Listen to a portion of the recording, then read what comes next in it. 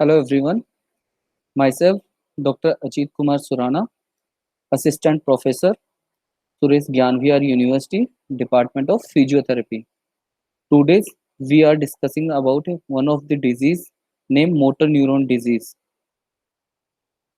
its classification, its types and different types of problems occurring in body due to motor neuron disease. First of all, the learning objectives of the motor neuron disease.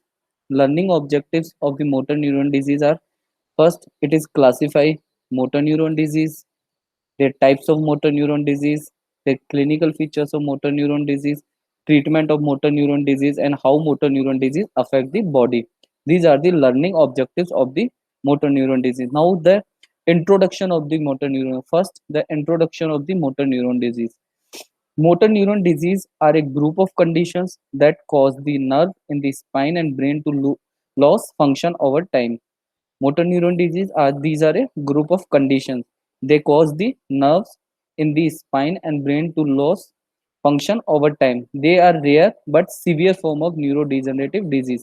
They are the rare but severe form of degenerative disease. Or the motor neuron diseases are a group of progressive neurological conditions. Motor neuron disease are a group of progressive neurological conditions that destroy motor neurons. They are a group of progressive neurological conditions that destroy motor neurons, the cells that control skeletal muscle activity. They destroy motor neurons, the cells that control skeletal muscle activities such as walking, breathing, speaking, and swelling. So, this is all about the definition of motor neuron disease or the introduction of the motor neuron disease. They are a group of conditions that cause the nerve in the spine and brain to lose function over time. They are rare but severe form of neurodegenerative diseases.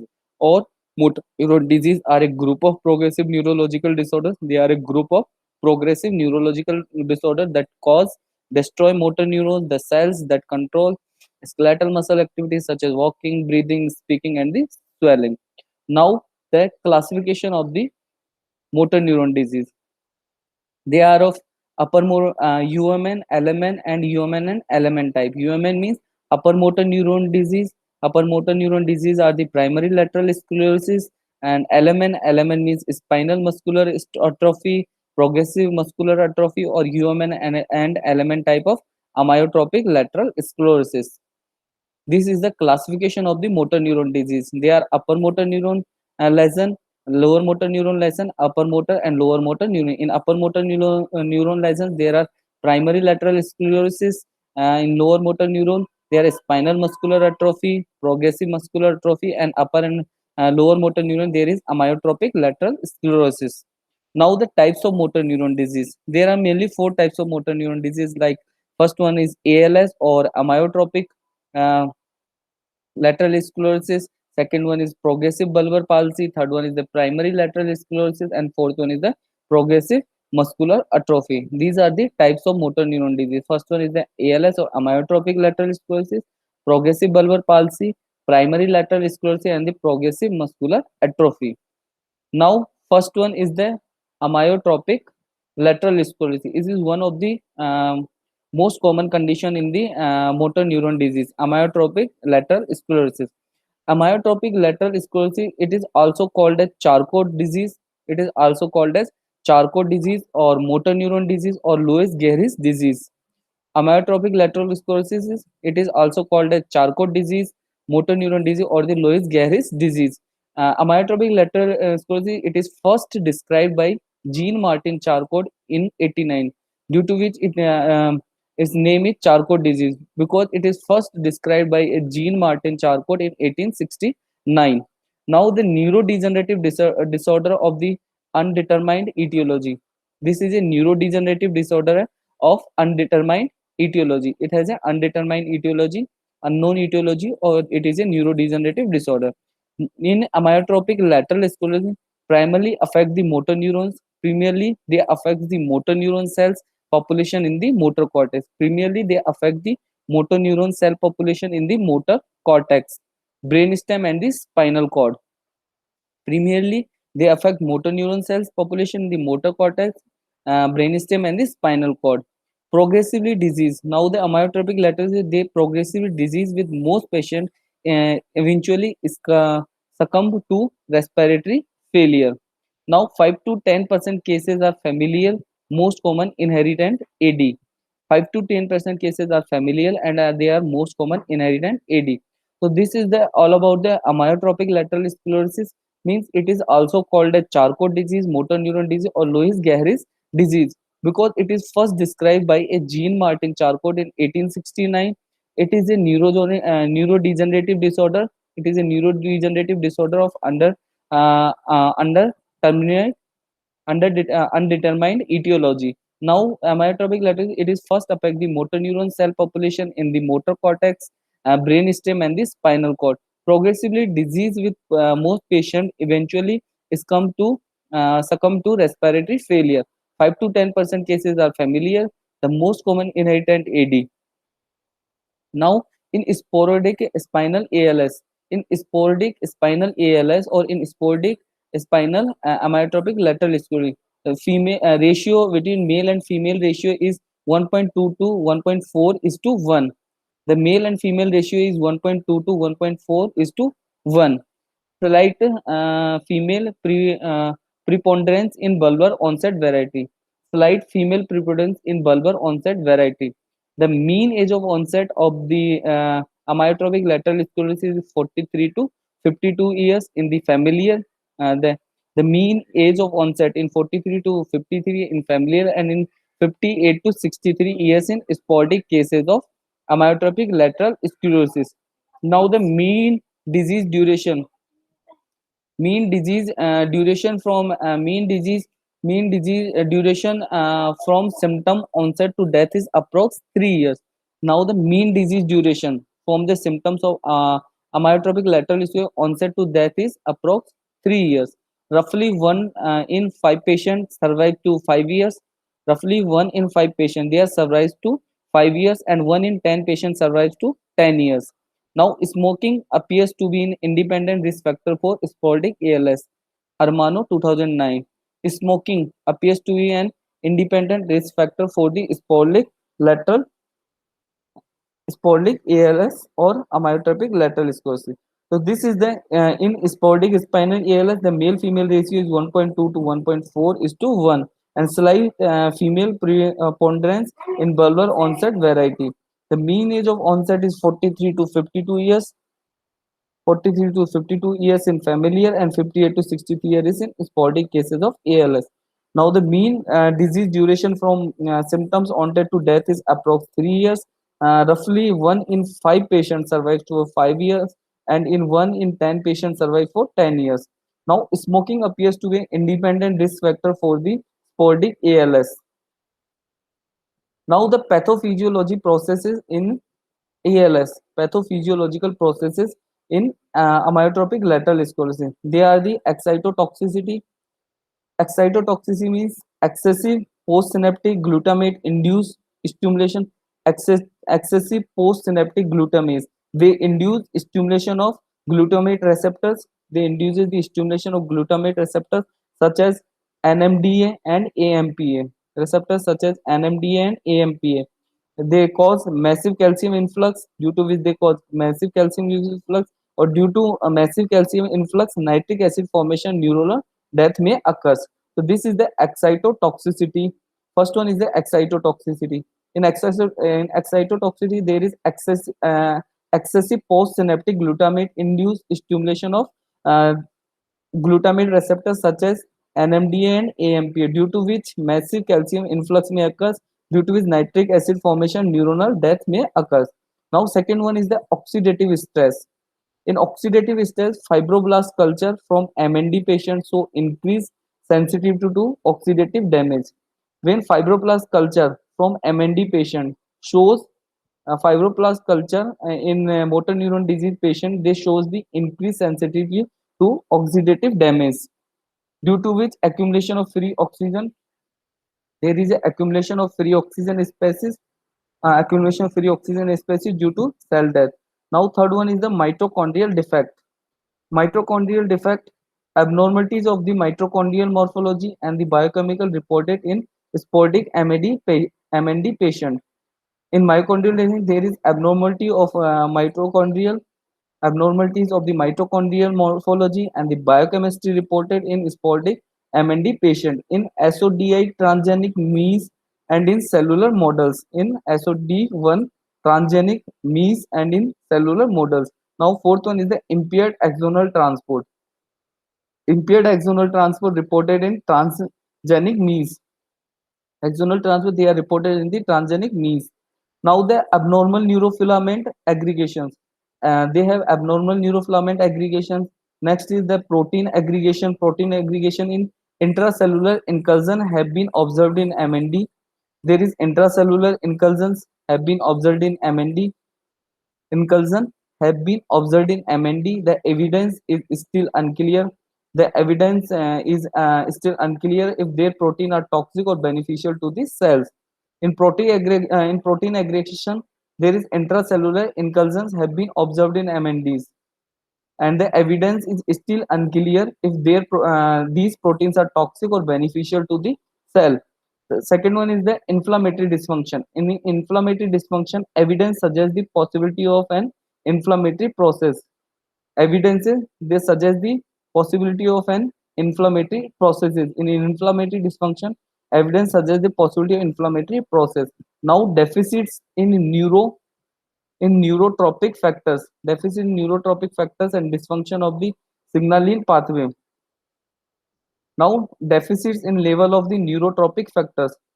There is deficit in the level of neurotropic factors. Example, IGF-1 have been reported in the MND. Have been reported in the MND. Now the apoptosis. Apoptosis, the final process in MND leading to the neuron. Apoptosis is the final process in the MND or motor neuron disease. It leads to the neuronal death and said to closely resemble apoptosis.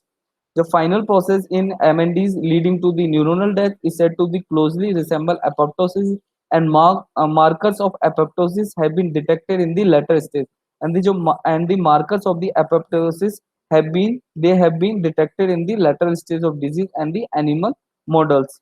So this is all about the pathophysiological process in the ALS. First one is the excitotoxicity, second one is the oxidative stress, third one is the mitochondrial defect, fourth one is the impaired axonal transport, abnormal neurofilament aggregation, protein aggregation, inflammatory dysfunctions may occur, deficit in neurotropic factors and dysfunction of the signaling pathway, deficit in level of the neurotropic factors, and in apoptosis. Now the practical classification of the amyotrophic lateral sclerosis. Practical classification of the amyotrophic lateral sclerosis or ALS. First one is the sporadic or acquired ALS. First one is the sporadic or acquired ALS. These are the classic ALS or the spinal onset. Second one is the Mills hemiplegic variant. Third one is the neuritis presentation, flare arm presentation, upper motor neuron onset, lower motor neuron onset, bulbar onset, dyspnea onset, progressive muscular atrophy, progressive bulbar palsy, and Western Pacific ALS. So these are the practical classification of the amyotrophic lateral sclerosis. First one is the sporadic or acquired ALS. In sporadic or acquired ALS, there is classic ALS or spinal onset, Mills hemiplegic variant, neuritis presentation, flare arm presentation, upper motor neuron onset, lower motor neuron onset, bulbar onset, dyspnea onset, progressive muscular atrophy, progressive bulbar palsy, and the Western Pacific ALS. Now, second one is the familial ALS. Familiar ALS, ALS S1 or SOD1, missense mutant is equal to adult AD, ALS2 or ALC mutant, CHR2Q juvenile onset, ALS4 Santaxin gene, CHR9Q juvenile onset AD, and ALS3, 5, 6, 7, 8, 9, 10, 11 X-linked AD ALS. Now third one is the FTD ALS overlap, ALS FTD 1, 2, and 3. These are the pathological practical classification of the amyotrophic lateral sclerosis. Now the pathological hallmarks of the ALS. Pathological hallmarks of the ALS: degeneration of pathological hallmarks of ALS, degeneration and loss of motor neurons, There is degeneration and loss of motor neurons with astrocytic glycosis and microglial proliferatin. The presence of intraneuronal incursions within a body is degenerating neurons and the glial cells. Now the clinical features of the ALS or amyotrophic lateral sclerosis. First one is the typical clinical presentation. Typical presentation of patient with progressive motor deterioration manifesting with both upper motor neuron lesion and lower motor neuron symptoms and signs. In typical clinical presentation, patient with progressive motor deterioration, patient with a progressive motor deterioration, they manifesting the both upper motor neuron and lower motor neuron symptoms and signs, that is combination of marked weakness and worsening but brisk reflexes. There is a in and there is a combination of marked weakness and worsening but with brisk reflexes, spasticity and pathological reflexes. Second one is the muscular weakness begins in a focal area.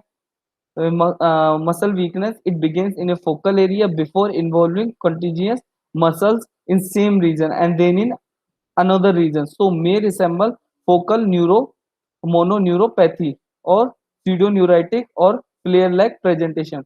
This is the typical clinical presentation or clinical feature of ALS is typical clinical presentation. Patient with in a typical clinical presentation, the patient with progressive motor deterioration manifest both upper motor neuron and lower motor neuron symptoms and signs. That is, there is a combination of marked weakness and wasting, but with brisk reflexes, spasticity, and pathological reflexes. There is muscle weakness begins in a focal areas before involving contiguous muscles in same region and then another region. So may resembles focal mononeuropathy or pseudoneuritis or flare-like presentation. Now, another clinical features of the ALS is more commonly weakness occurs in limb muscles supplied by the multiple nerves. More commonly, the weakness occurs in a limb muscles that is supplied by multiple nerves or monomelic presentation. Next is the onset of muscle weakness is more common in upper extremity than lower extremity. Now the onset of muscle weakness, it is more common in the upper extremity than the lower extremity. That is classic or spinal ALS. Bulbar onset ALS is 25%. Bulbar onset ALS occurs in 25% cases. Weakness started in respiratory muscles in 1 to 2% cases. In 1 to 2% cases, there is weakness starting in the respiratory muscles. Sometimes weakness restricted to one side, Mills hemiplegic variant. Sometimes the weakness that is restricted in only in the one side of the body is called as Mills hemiplegic variant. Now the 10% patient present with bilateral upper extremity wasting or flare arm or flare person in the barrel variant. Now 10% patient, only 10% patient present with bilateral upper extremity wasting, that is flare arm flare person in the barrel variant. Now the reflexes may be retained or even brisk in markedly atrophied muscles. Reflexes are may be retained or even brisk in markedly atrophied muscles. So these are the clinical features of ALS. And next clinical feature of ALS is fasciculation. Fasciculation not commonly the presenting feature. It is a not commonly the presenting feature of ALS, but develops in on patients soon after onset. But it may develop in all patients soon after onset or absence. Soon after onset absence should promote to consider an alternative diagnosis. Muscle cramps, a very common symptoms of ALS. In case of dysphagia, weight loss is often rapidly progressive. In case of dysphagia, there is weight loss is often rapidly progressive, represents poor intake along with ALS, cachexia. Muscle cramps, a very common symptom. In case of dysphagia, weight loss is often rapidly progressive, represents poor intake along with ALS, cachexia. Sleep disturbance from hypnea and the apnea are common. Now the sleep disturbance from hypnea and the apnea are common. Hypnea and the apnea are common. Now the cognitive dysfunctions occurs in 20 to 50% of cases. Cognitive dysfunction that occurs in 20 to 50% of cases, and 5 to 50% develop dementia. Cognitive dysfunctions may occur into 20 to 50% of the cases, and the 5 to 15% develop dementia, usually for frontotemporal type. Now, next is the atypical features. These are the typical features of the ALS. Now, the atypical features: extrapyramidal dysfunction. There is extrapyramidal dysfunction, eye movement abnormalities, autonomic disturbance, abnormal sphincter controls are extremely rare in ALS, and their presence should always promote to consider alternative diagnosis. These are the atypical features. In atypical features, first one is the extrapyramidal dysfunction, eye movement abnormalities, autonomic disturbance, abnormal sphincter controls are extremely rare in ALS, and their presence should always promote to consider alternative diagnosis. Now, the poor prognostic factors in ALS. Poor prognostic factors in ALS. Older age at onset. It is older age at onset. Bulbar onset pattern. Shorter interval between onset and clinical diagnosis. There is a shorter interval between the onset and clinical diagnosis. Aggressive presentation. Rapid progression rate as assessed on return visits. Low BMI. FTD ALS presentation. Dyspnea at onset or rapid rate of decline in pulmonary function. These are the poor prognostic factors in ALS, because older age at onset and second one is the bulbar onset pattern, shorter interval. There is a shorter interval between onset and clinical diagnosis. It has an aggressive presentation. Rapid progression rate as assessed on return visits. Low BMI. FTD ALS presentation. Dyspnea at onset. Rapid rate of decline in pulmonary functions. Now, the laboratory studies of ALS. Diagnosis mainly on history and physical examination alone. Diagnosis, it is mainly on history and physical examination alone. Owing to seriousness of the diagnosis, ancillary tests to rule out other possibilities. CBC, serum CPK, CA, phosphate, Mg or manganese, VDRL, HIV, GM1 auto antibody titrase, ESR, serum, protein electrophoresis, ACE labels, HbA1c, thyroid function test, or vitamin B12 levels. These are the laboratory studies of the ALS. Now, second one is the electrodiagnosis examination of the ALS, in an invaluable tool in investigation of electrodiagnostic examination. First one is the invaluable tool in investigation of ALS. Severe as an adjunctive to clinical examination, determine the presence and extent of element involvement. They determine the presence and extent of element involvement. No findings are ALS specific. No findings are ALS specific. Can strongly support diagnosis. They can strongly support diagnosis. Sensory NCS is generally WNL. Motor NCS may be normal, although conduction velocity and CMAP amplitude may diminish with extent of motor axonal loss. No evidence of conduction slowing or blocking. There is no evidence of conduction slowing or block. Severe motor axonal loss may give severe motor axonal loss may give generalized low motor normal sensory EDX pattern or suggesting poor prognosis. Now, the EMG examination. There is a combination of acute and chronic neurogenic firing pattern with evidence of increased amplitude and duration.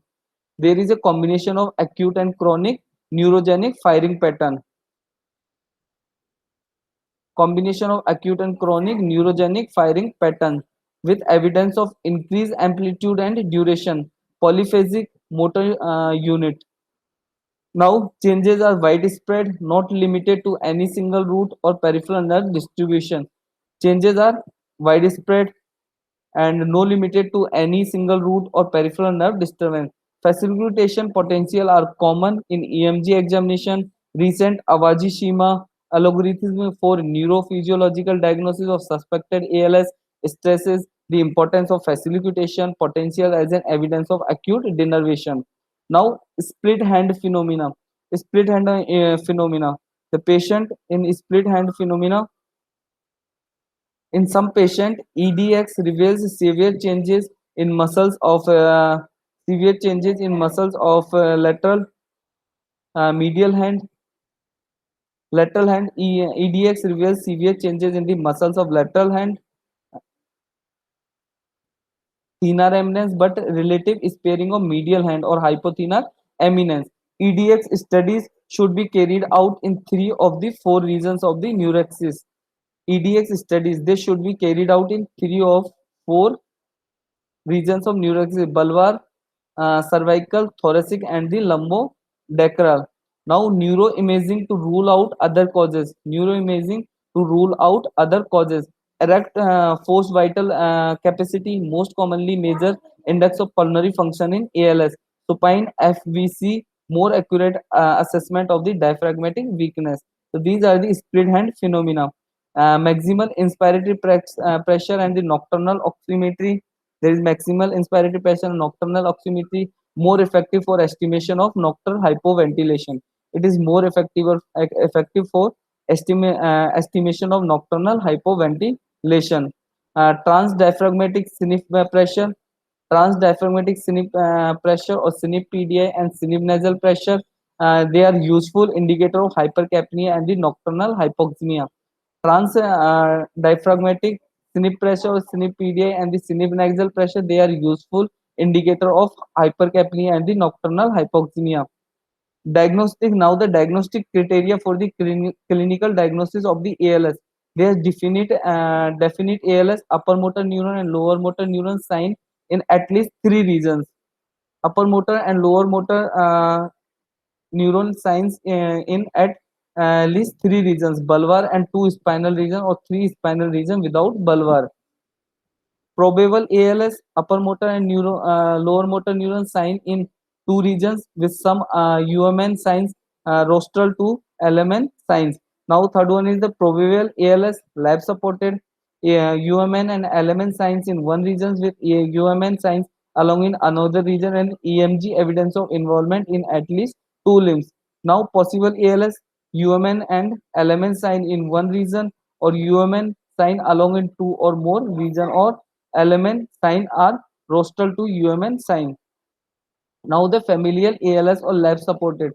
Otherwise unexplained UMN or element sign and at least region with SOD1 gene mutation in the proband or a positive family history of family member with a disease causing SOD1 gene mutation. Now the treatment of ALS or amyotrophic lateral sclerosis. There is multidisciplinary team approaches. There is multidisciplinary team approach. Both AN and EFNS recommends MDC care setting for patient with MND with the current EFNS guidelines recognize the benefits of MDC approaches to improving survival, reducing medical complication, improving the quality of life of patients and their caregivers. So this is a multidisciplinary team approaches. Both AN and EFNS recommends MDC care settings for the patient with MND with the current EFNS guidelines recognize the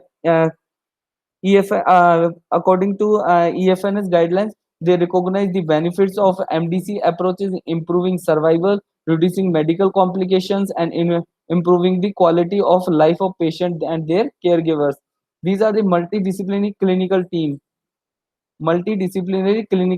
They are the neurologist, respiratory physician, gastroenterologist, rehabilitation medicine physician, social counselor, occupational therapist, speech therapist, respiratory therapist, specialized nurses, physical therapist, dietitian, psychologist, dentist, and the palliative care physician.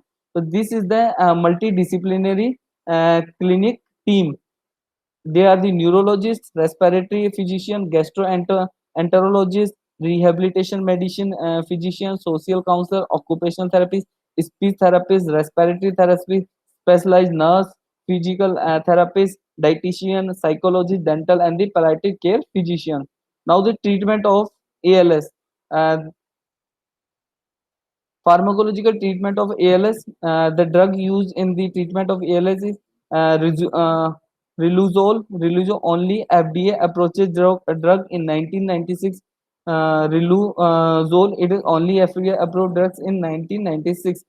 Principally act as anti-glutamate agents by blocking its presynaptic release.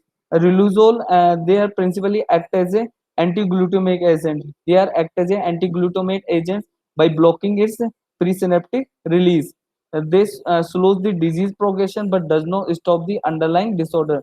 They only slows the disorder disease progression. They only slow down the disease progression but does not stop the underlying disorder.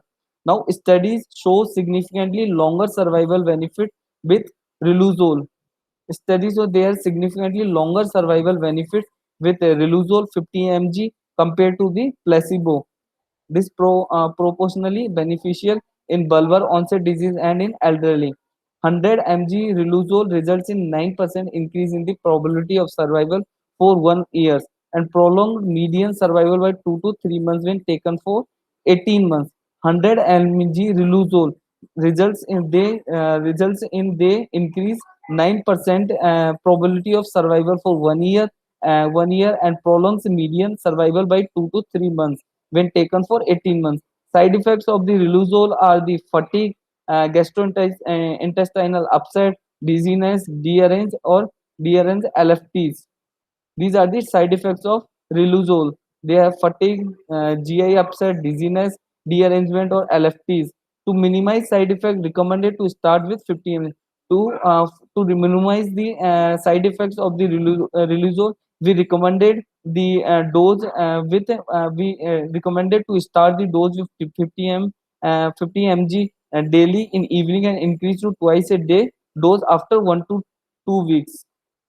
So this is the treatment, or this is the pharmacological treatment of ALS. The drugs used in the treatment of the ALS is riluzole. It is only FDA approved drugs in 1996. Principally, it is act as anti-glutamate agents by blocking its agents. Now, recommended human insulin-like growth factor 1. Second one is the recommended human insulin-like growth factor 1. Human insulin growth factor like 1.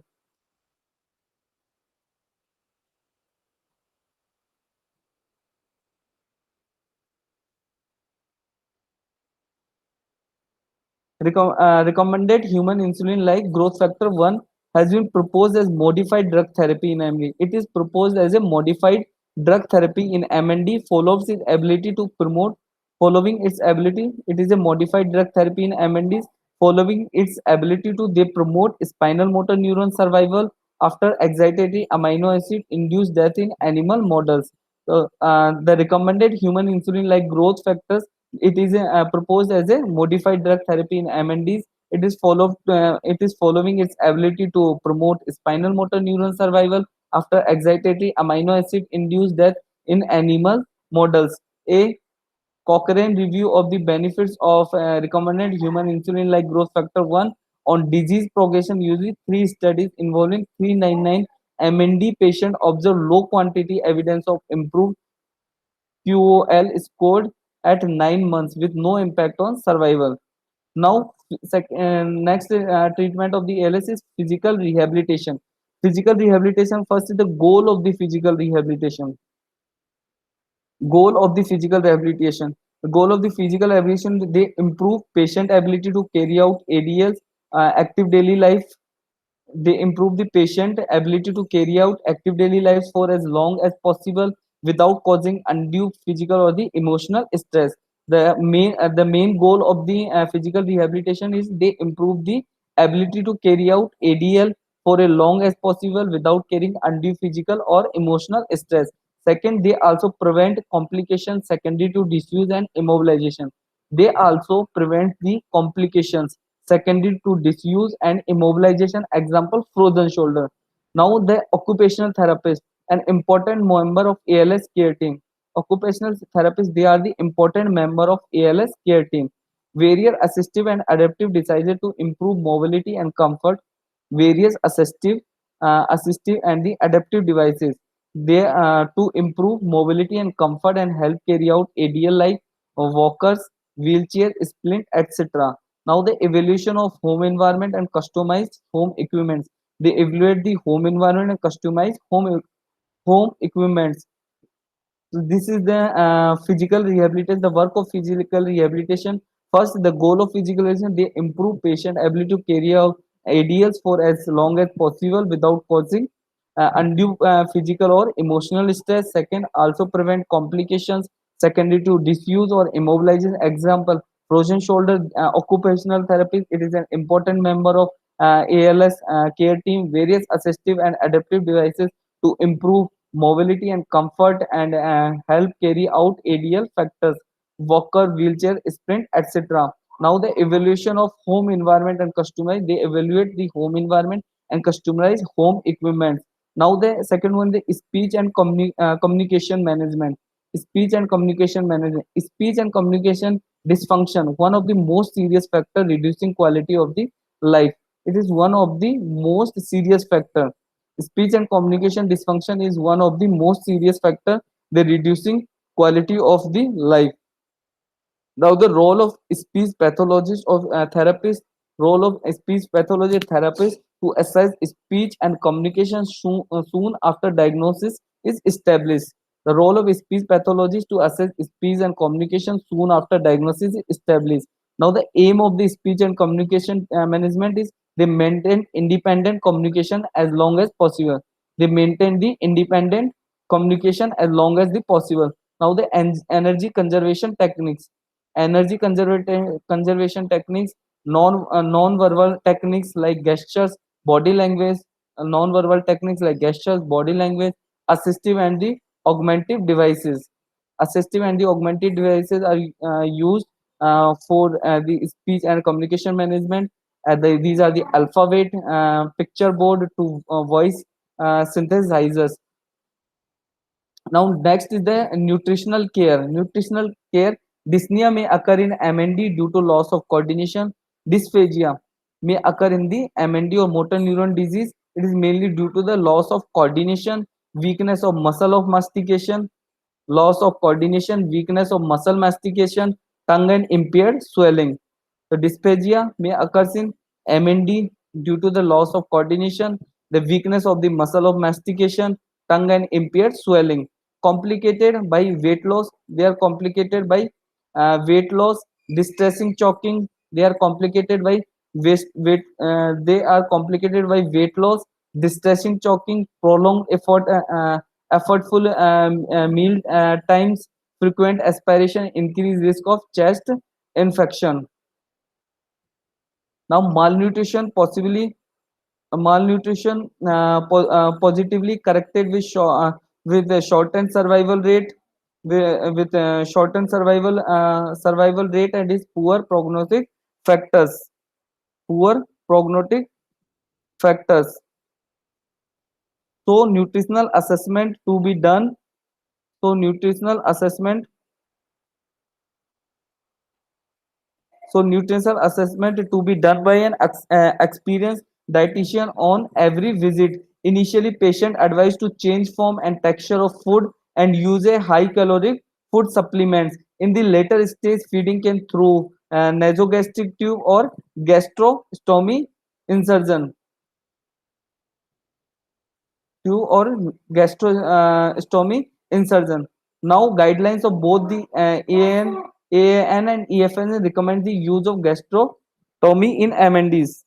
Now, method of gastrostomy incision include percutaneous endoscopic gastrostomy, radiological inserted gastrostomy, and the pre-oral image guided gastrostomy. Now, PEG most commonly used.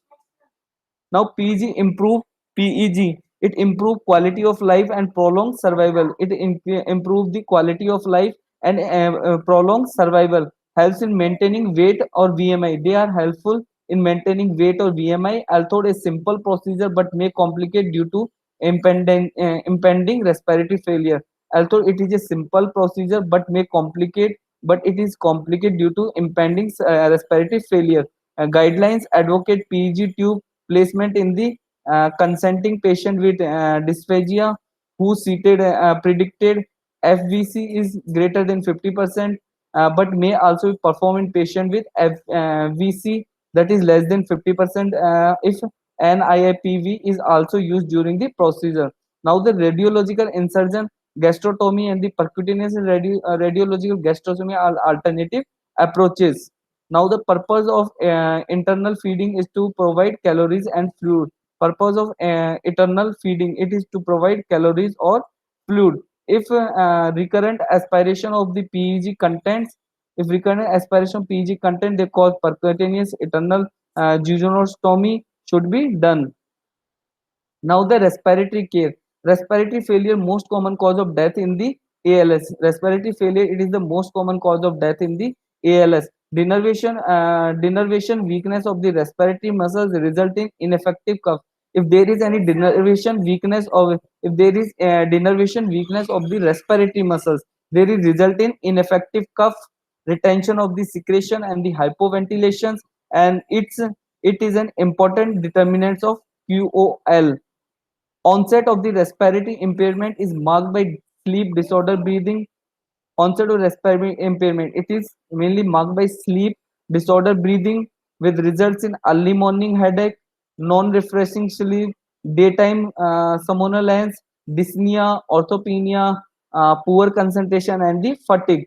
Assisted ventilation can be provided using invasive technique by tracheostomy or NIV using face or nasal mask. Now the assisted ventilation can be provided using invasive technique via tracheostomy or NIV using face or nasal mask. Now the studies have shown that NIV prolongs median survival. Studies have shown that NIV, non-invasive technique, prolongs medial survival. A review by NICE has further confirmed that onset effectiveness of NIV used for MND patient. And has further confirmed the cost effectiveness of NIV used for the MND patient. NIV, now the NIV, they improve gas exchange, elevate elevate symptoms of CO2 retention, and they improve QOL. Evidences suggest the patient to be offered NIV at onset of dyspnea when FVC falls to less than 50%. Claustrophobia. Claustrophobia, anxiety, excessive salivation, nasal bridge soreness, and abnormal bloating are some of the problems associated with NIV used in MND patient. Invasive ventilation or tracheostomy ventilation can also be used for the treatment of ALS. It is used in patients with severe bulbar dysfunction who cannot tolerate NIV, or in patient previously using NIV whose respiratory function has deteriorated to a point where NIV is not tolerated. Now the respiration can also assist using an electrical stimulation of the respiration can also be assisted by using an electrical stimulation of the diaphragm to produce contractures. Procedure originated mean for patient with cervical spine injury but is still experimental in MND, effective only if the diaphragm retains some innervations. Now the diaphragmatic pacing in patient with respiratory muscle weakness due to ALS study is an ongoing RCT assessing the efficacy of diaphragmatic pacing among MND patient in some UK hospitals. Respiratory weakness also impairs cough.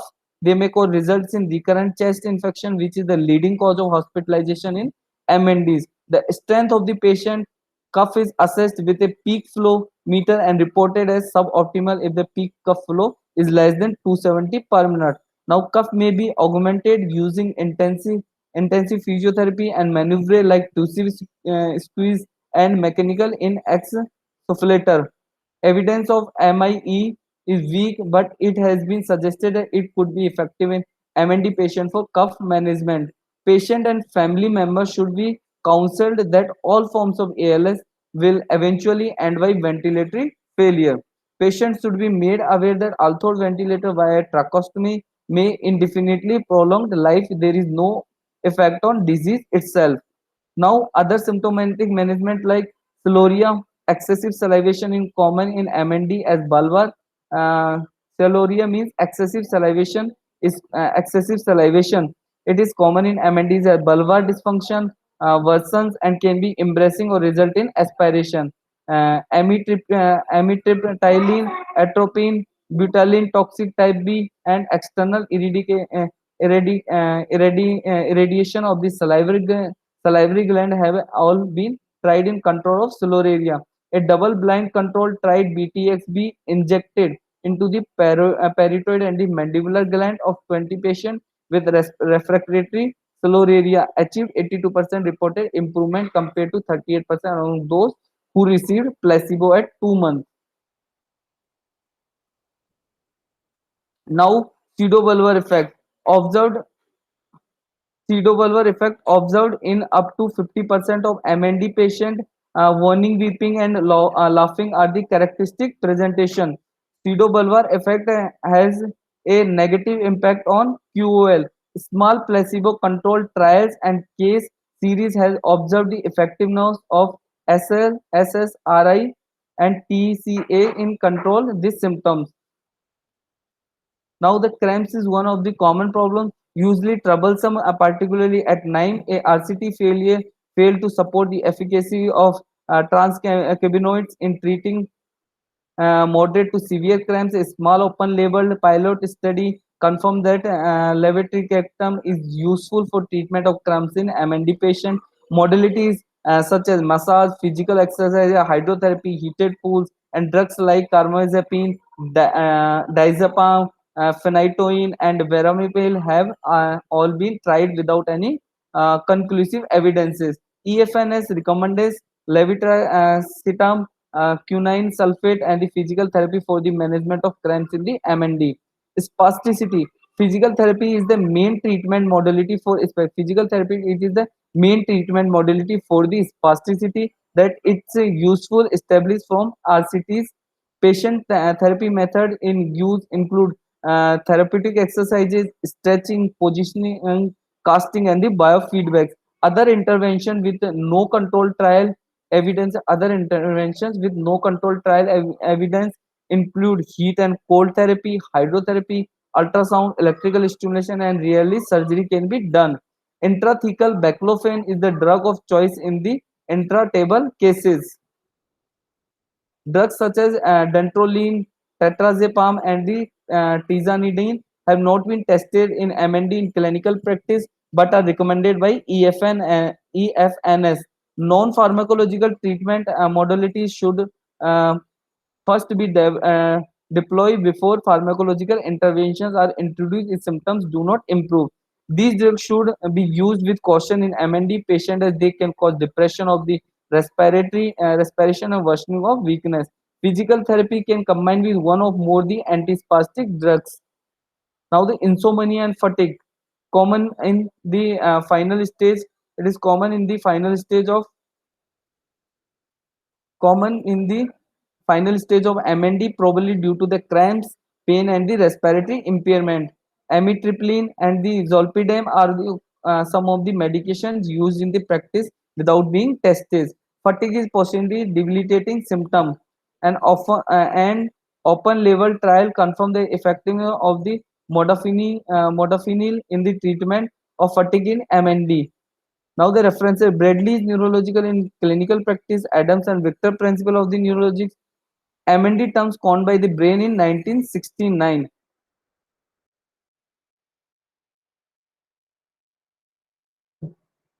Now the quiz related to the MNDs. First question is the all of the following may be found in lower motor neuron regions except options are flaccid weakness, fasciculation, muscle atrophy, brisk reflexes, or flexor plantar responses. All of the following may be found in lower motor neuron lesions except facial weakness, flaccid weakness, fasciculation, muscle atrophy, brisk reflex, or flexor plantar response. The answer is the answer for the flexor plantar response is not found in the lower motor neuron. Now, second one is a 30-year-old woman developed dysphagia while eating the main course in a restaurant, and on arrival in the ER, her jaw was hanging open. The diagnosis is motor neuron disease. Second one is the hysteria. Third one is the Myasthenia gravis. Fourth one is the muscular atrophy, or fifth one is the polymyositis. Now the answer of this is motor neuron disease because it affects the facial muscles also. Motor system in human. Next question is the motor systems in human includes all of the following except corticospinal tract. Options are corticospinal tracts, corticobulbar tract, extrapyramidal system, or spinothalamic tract. Motor symptoms in human includes all of the following except corticospinal tracts, corticobulbar, extrapyramidal system, or the spinothalamic tract. Now the answer for the motor system in human includes all of the following except extrapyramidal system. Now, next question is the which of the following is true regarding UMN or upper motor neurons? The cell bodies of the upper motor neurons are located in the spinal cord. Second one is the upper motor neurons are classified according to the pathways they travel in. The Babinsky response is not characteristic of paralysis from upper motor neuron lesions and neurological deficit due to injury affecting upper motor neuron in the central nervous system will limited to the contralateral side only. Now, the true regarding UMN is the neurological deficit due to injury affects upper motor neuron in the central nervous system will be limited to the contralateral one side only. Now, the next question is the which of the following example of motor impairment caused by cerebral pathology? Which of the following example of motor impairments caused by the cerebral pathology? These are the gait ataxia, nystagmus, intestinal trauma, and all of the above. Motor impairment caused by the cerebral pathology. Their answer is the all of the them because they all are affect the motor impairment like gait ataxia, nystagmus, intestinal trauma. Now the motor next question is the motor neuron disease are neurodegenerative disease, they are inflammatory disease, they are peripheral disease, or none. Now the answer is the motor neuron disease are the neurodegenerative disorders or diseases. Now clinical features. Next question is the clinical features of ALS or amyotrophic lateral sclerosis. The options are muscle weakness, muscle wasting, bulbar onset, or all of them. Now the answer for the clinical feature of the ALS is all of them. They may cause muscle weakness, they may cause muscle wasting, and bulbar onset may occur in the clinical features of the ALS. Now the amyotrophic lateral sclerosis are also called as Charcot disease, basilar disease, inflammatory disease, or all of them. Amyotrophic lateral sclerosis. They are also called as Charcot disease. They are also called as MND or motor neuron disease, or they are called as Gary's disease, Louis Gary's disease. So this is all about the motor neuron disease, the types of classification of motor neuron disease, the types of motor neuron disease, their classification, their clinical features, treatment of amyotrophic lateral sclerosis. Thank you.